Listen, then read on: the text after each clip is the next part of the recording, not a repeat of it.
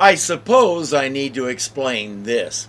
It's my new fashion statement. I call it the scullery maid look. I'm thinking about putting a flower in it. Seriously, remember all those surgeries I had between October and December last year? One spot still hasn't healed up. I've had to go to a wound care specialist, and this is what she said to do. There's all kinds of cool stuff under that gauze, and it's supposed to make things seal up and finish healing. Emphasis on supposed to. This is only my second week with this doctor, so we'll see as time progresses. For now, all I can say is what I usually say. Just go with it.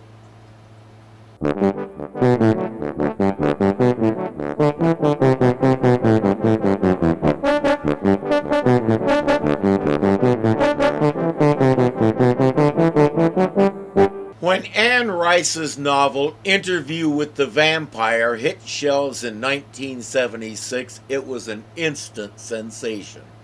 Americans being what they are, Interview with the fill in the blank started showing up everywhere, and it's not hard to guess what kind of quality most of them were. A simple knockoff featuring a reporter's interview with a mind-boggling entity wasn't good enough for this show, though. We take that basic idea and transform it in keeping with the basic theme of this show. Okay, let's break for lunch. Lunch, everybody. Fletcher, we have to share this closet till they finish remodeling, so could you please refrain from polluting our air? Oh, stop yelling. Have you ever heard of noise pollution? I think it's worse than my smoking. Fletcher! Nothing is worse than your smoking, except maybe my spending $500 to quit smoking. Good for you, Jack. It's a big step, and it's easy to see that it worked. I know that because there's nobody worse about complaining than a reformed smoker. Now, don't get your nose out of joint. Frankly, I say that as one of you. I smoked for about 7 years in my late teens and early 20s. When I went to Bible college in 1977, I threw my last pack out the window 100 yards from the front gate of the school. So I know what it feels like. And I'm not about to tease Jack over quitting, because we all know it's one of the best things he can do for himself. The hidden diseases in your rug. Sounds like a shoe-in for the Pulitzer. Oh, stop sniping just because your Hulk has disappeared. Jack insists that he hasn't disappeared, it's just that nobody's seen him. I'm waiting for him to explain the difference. Fletcher isn't too happy about his story, even though there's a lot to it. Carpets hide all kinds of nasty things, but they're just so comfortable to walk on. So what are you gonna do? My story. Roberts knows what I can do. I'm 46 years old. I'm on probation. That's because for the past several months, his writing hasn't exactly reflected 100% effort. Translation? It sucks. Roberts does indeed know what he can do, and if he doesn't start doing it soon, he'll be looking for a different place to do it. But it could be worse. I'm 73, and I still don't know what I want to be when I grow up. I think that's the biggest hazard of never actually growing up. Say, have you got a match?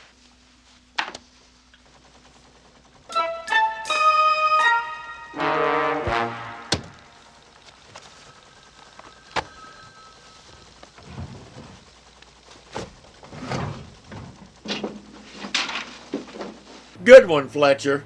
We've seen Michael Conrad lots of times on the channel, and he doesn't disappoint. Who else could have taken a simple phrase like, Let's be careful out here, and turned it into a national phenomenon? When I see my wife or one of my kids off in the car, I tend to say it. To this day, I hear it all around me. How many people can say they gained immortality from 5 words? Today, he's playing the broken-down reporter perfectly.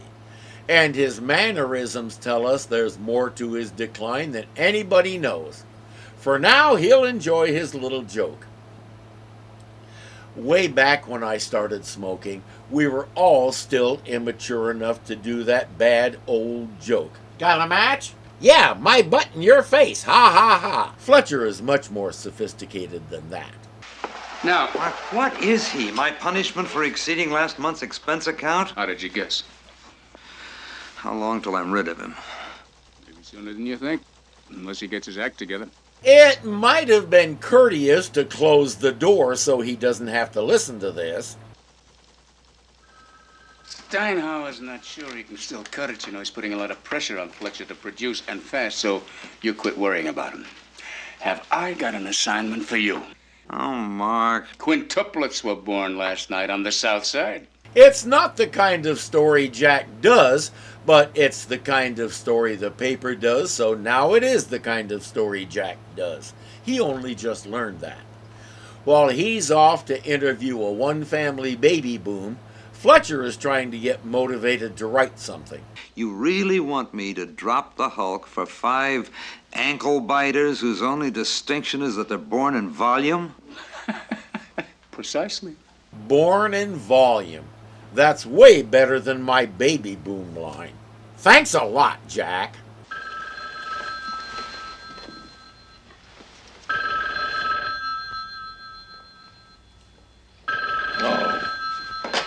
Hello. Call for McGee. Is he there? No, he's not here. Tell her to call back. It's collect, long distance. Operator, wait a minute. She says it's urgent. What does she want? She claims she saw the Hulk. Does she sound like a kook? Not compared to some of the crazies who call. All right, I'll accept the charges. Go ahead, ma'am. Thank you kindly, operator. Hello, this is Jack McGee. The caller is Miss Stella Verdugo, and not only has she seen the Hulk, she can point out the John Doe who turns into him. Fletcher grabs Jack's file on the Hulk and books the next flight to Atlanta. If he can steal Jack's thunder on the Hulk, he can get back in the game. Apparently, that's worth any violation of journalistic ethics.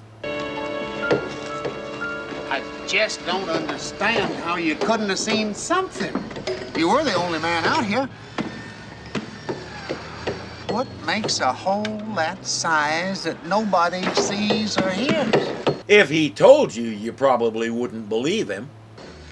And what am I gonna tell Mr. Fishman? Why don't you just tell him the truth? Tell him you don't know. Butler, I'm sure sorry you're leaving.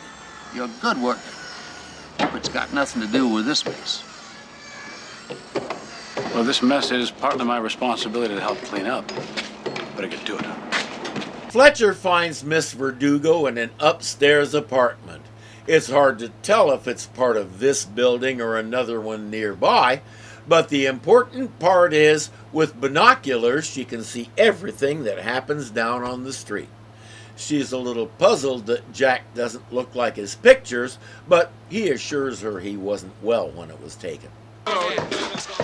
How? Ernest Hemingway has gone to lunch. I'll give him a chance, shall we? Bread and butter. You know, Emerson Fletcher was the best. Do you remember his story on the Salk vaccine? That was a milestone. He could take the most complex science story and make a fifth grader understand it. Now bitterness comes through everything he writes. He's bitter about most everything, specifically life in general. Mark says, losing a daughter will do that to you. Well, he was there all by himself, loading this large crate. And then suddenly it fell on him. And then it happened. Well, he changed. He turned green, and he got huge, and his shirt all split, and then he roared. "Aah!" Yesterday, I was watching him, and I couldn't understand why he was buying a bag of tea leaves from an unmarked street vendor. Then I saw him change into that thing, and I said, "What's in that tea?" This man who became the Hulk, could you describe him? I don't have to describe him. I mean, there he is. The one in the blue shirt. Use these. God. It's Dr. David Banner. He's alive.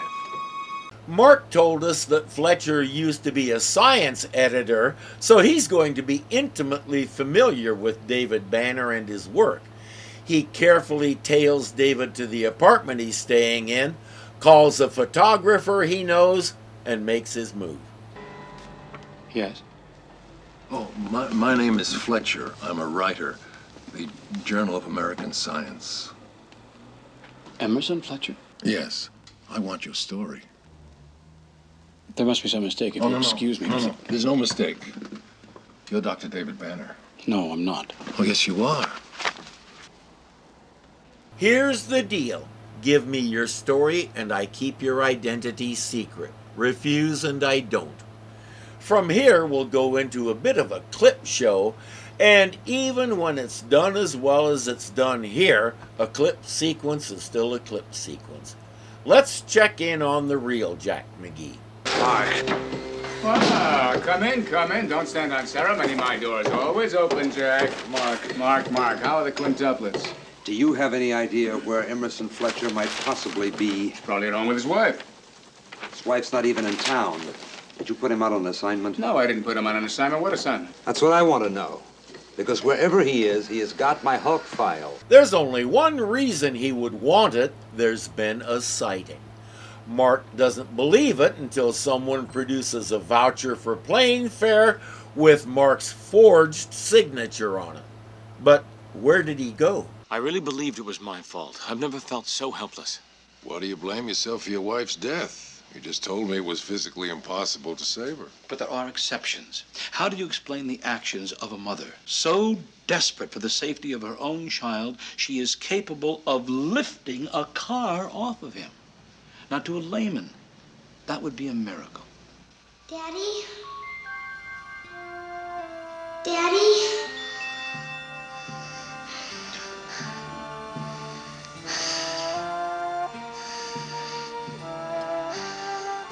Through the various clips, Fletcher will keep flashing to his daughter's decline and ultimate passing. When David describes Carolyn dying in the Hulk's arms, he can barely hold back his own pain. His little girl died in his arms. Judy, it's Jack again. Listen, are you sure that Fletcher didn't get any calls here yesterday? Yeah, I'm sure. Okay, well, how about calls to this office? It took him long enough to ask the right question. Only one, and that was for you. Me? Yeah, 12:15. I didn't get any. Didn't Fletcher tell you about your collect call from Atlanta? No, he didn't. Not a word. Well, you got a pencil handy? I'll give you the name. Yeah, sure. Stella? Stella? Verdugo. Who the hell is Stella Verdugo? Sorry, Jack, I don't know. No, it's fine. Judy, do me a favor. Did you call the phone company? Yeah, let's see if we can trace this one. Well, okay, Jack. Thanks. Jack is off to Atlanta to track down Fletcher and possibly the Hulk. But his voucher has Mark's real signature on it. Unlike Fletcher, he's not dumb enough to try that. I'd like to thank you.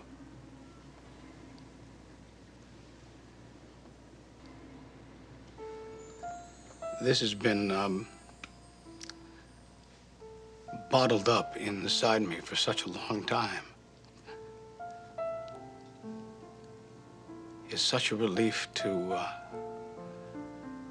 be able to tell someone that understands technically and still has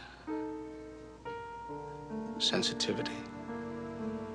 If you don't get a little teary-eyed from this, you're tougher than I am. There truly will never be another Bill Bixby. We were privileged to get to watch him. And compassion.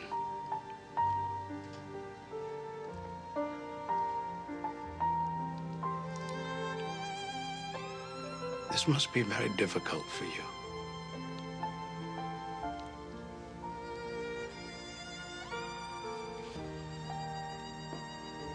Fletcher needs to step out for a bit. I think he has some soul-searching to do. Mr. McGee! Yoo-hoo, Mr. McGee! forgotten our little arrangement. No, Miss Verdugo, I haven't forgotten our little arrangement. Too bad he can't do any soul searching because it's too noisy. Frankly, I'd have thought you'd been able to catch the Hulk by now. I almost deposited you at his door. I'm surprised a woman of such infinite charm has so little patience. Your fulsome praise doesn't deceive me, Mr. McGee. I'm no fool. Neither am I. I assure you, Miss Verdugo, you will get your reward. My paper is not in the habit of cheating sweet little old ladies.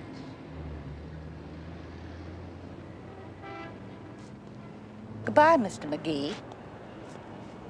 We are watching a tutorial on how to get rid of someone so nicely they can't get indignant.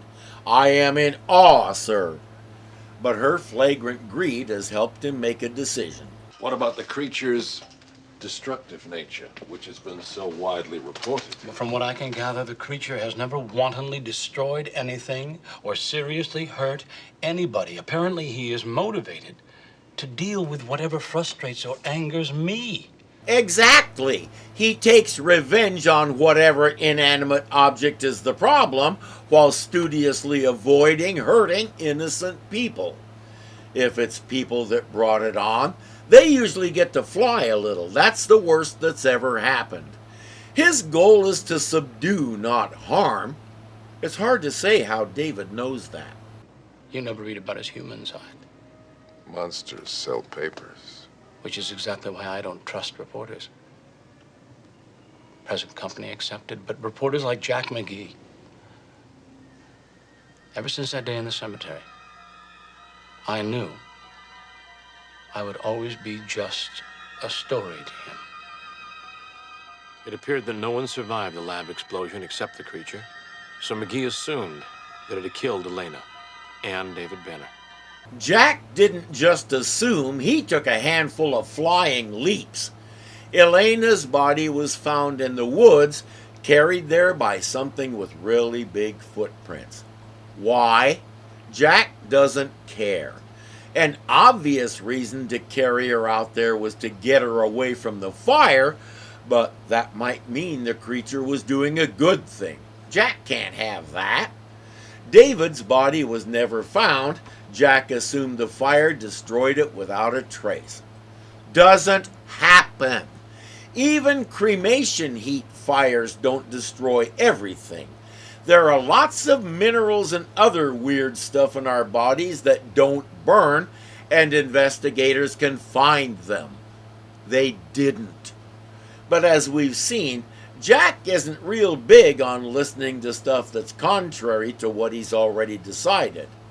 In Chicago, Stella is calling to complain about the way Jack McGee is trying to cheat her. Hello. Hello, is this Mr. Mark Roberts? No, it's not Mark Roberts. I'm calling from Atlanta about your Jack McGee. Look, You promised me lady, that I'd get that you want to take a $10,000 deep reward. breath here? I can't understand a word you're saying. I said that Jack McGee has taken advantage of one Yeah, of your well, fine, but faithful it just readers. happens that I am Jack McGee, and I haven't been in Atlanta for 7 years. So why don't you just settle down and start from... She didn't even hear him say that he's Jack McGee. He gets her name and address and assures her that he'll be there as quick as a plane can get him there. Maybe quicker if he can bribe the right people. Did you ever read an article that I wrote about a radical cure for cystic fibrosis? Yes. As a matter of fact, I remember there was quite a bit of controversy about that. Yes. I faced the acid test of its worth. See, my little girl had cystic fibrosis. And as you know, there's no known cure. I wanted to change that for her, so I volunteered her for this new treatment. I knew it was a gamble, but I was very optimistic. And you lost? Lisa was only 8. You can't blame him for grasping at any straw he could see. The new treatment didn't do any harm, it just didn't do any good either. And he just described David's experience several dozen times over. They are kindred spirits. You know, when I first came to your door, I didn't know what to make out of this Hulk. After all, a large green man running amok is not exactly my kind of story. But I believe in you, Doctor. And I'm going to help you. Where are you going? To help. Considering everything he just told you, I think David would like to know how you intend to do that. He's already tried to tell David that he should go public. The scientific community would rally behind him and he could have dozens of research teams instead of trying to do it all on his own. David disagrees. He won't come out and say it, but I think he believes the law, and especially the military, will want to catch him, confine him, and study him for the rest of his life. Thing is, given the military buildup that Ronald Reagan began that same year, he could be right. They'd want a Hulk army. Now, Del Fry showed us that if they had more than one Hulk, they'd all start fighting each other, but I'm sure the Army scientists will discover that on their own. I just knew that the real Jack McGee couldn't be so deceitful about something that was rightfully mine. You mean the reward? Huh. Well, that's it's conditional upon capture of the Hulk. How do you expect to do that, Mr. McGee? I mean, not to be disparaging, but you're not exactly Mr. Charles Atlas. Well, there's this. It's all right. It's a dart gun. Shoots an animal tranquilizer. Now, here's an interesting question. Suppose Jack's darts work and they capture the Hulk. What does he figure to do with him? Where does he intend to keep him? What's his ultimate goal here? Has he even thought about that? It reminds me of a story I read as a kid about a dog that was chasing his tail. When he finally caught it, he stood there and said, "Why did I do that?" I can picture Jack finally subduing the Hulk, getting him into adequate restraints, then looking him up and down and saying, "Oh, crap." Something wrong?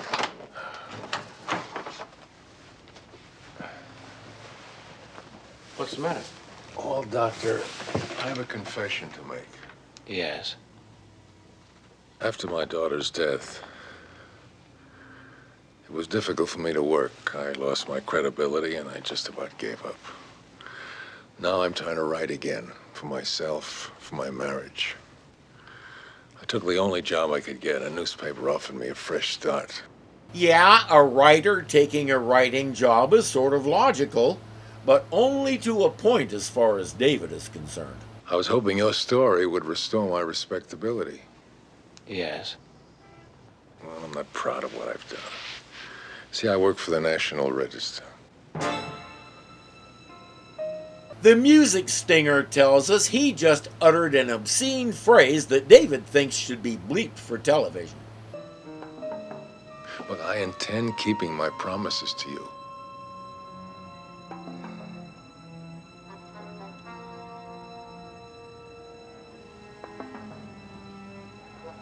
Mr. Fletcher, these are my tapes. Notice that Fletcher isn't arguing.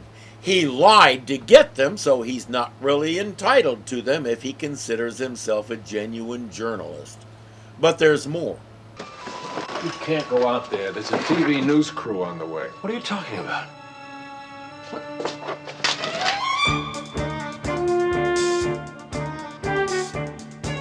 in the hell could you...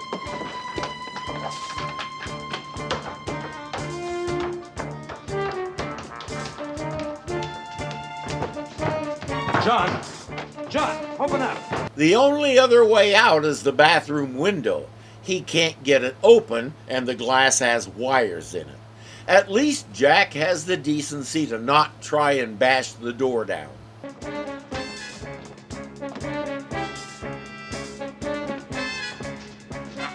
I could be mistaken.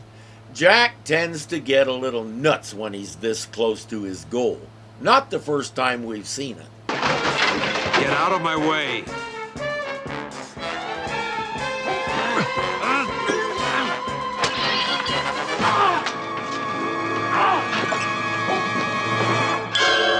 We only get one Hulk out this episode, but it's a good one. While two middle-aged, out-of-shape reporters wrestle to see who can destroy more of David's furniture, he finishes changing and introduces himself.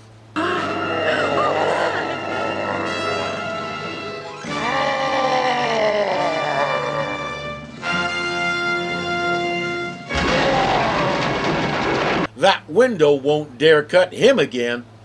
The news crew has arrived. Up there, Charlie. Get it.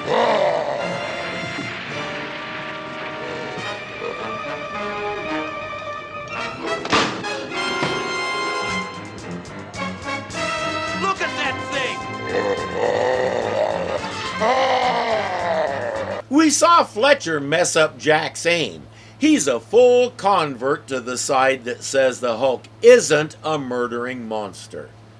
I think Charlie is either crazy or on drugs because he starts climbing up that fire escape to get a better shot.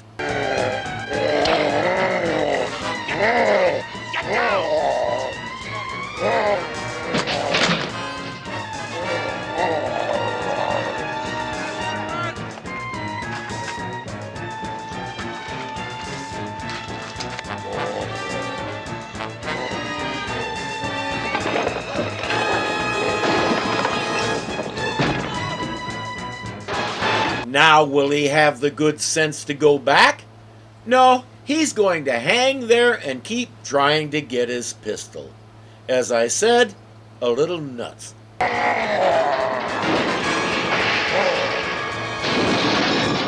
my. Do be careful, Mr. McGee.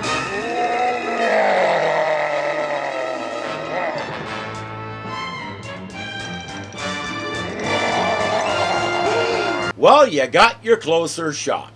He'll trip over something, fall, and smash the camera so the film is exposed, but he has several witnesses to say he got the shot.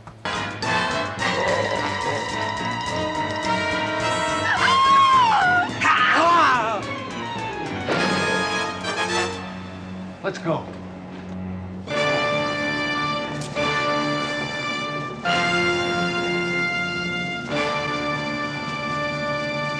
There's something Jack keeps forgetting about the Hulk. He's practically made a career out of saving Jack's life. My, oh, my, oh, my. Now, Mr. McGee, about the reward. Does this count as capture? No. Sure, it was a long shot, but she may as well ask. The worst he can do is say no. Sir, what did he tell you? He didn't tell me anything. Oh, come on, you spent 2 days alone with a man who turns into the Hulk. Now, who is he? What did he say? No, our conversations are privileged information. But it's my information. It's my story. Now, come on, Fletcher. I think you owe me. I owe him. He went after a story that he hoped would put him back in the mainstream. Instead, he found more than a friend. He found a soulmate. You don't hand a soulmate over to a vulture like Jack. We saw him take the tapes, and we can assume he'll destroy them. For those who know, the most effective way to do that is to play them again and again until they wear out and your tape player eats them.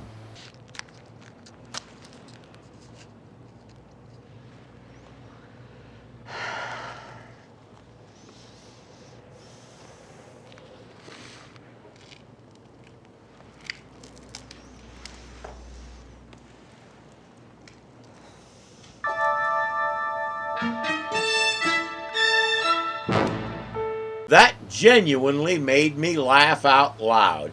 We love it when Jack gets the short end of the joke.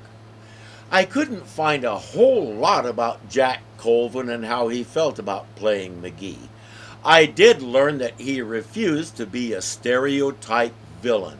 He insisted on being the dedicated, almost driven reporter who is so desperate for the truth he can't let go no matter what happens.